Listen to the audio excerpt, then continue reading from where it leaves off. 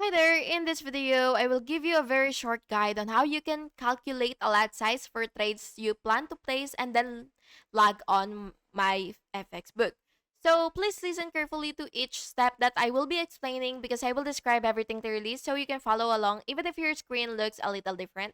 So yeah, before starting, you will have your account balance, your risk percent, and then your stop loss pips ready, and this keeps your risk consistent across trades. So first, you will have to compute your money at risk equals account balance and times the risk percent.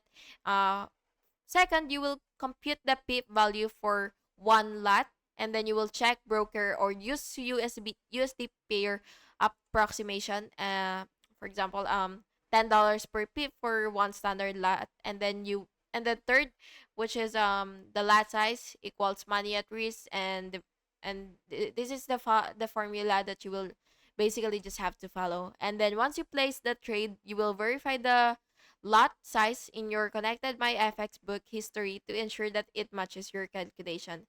And that's it. Thank you so much for watching this video, and I really hope it was helpful for you. And if it was, please make sure to like and subscribe for more videos like this. Thank you and have a good day.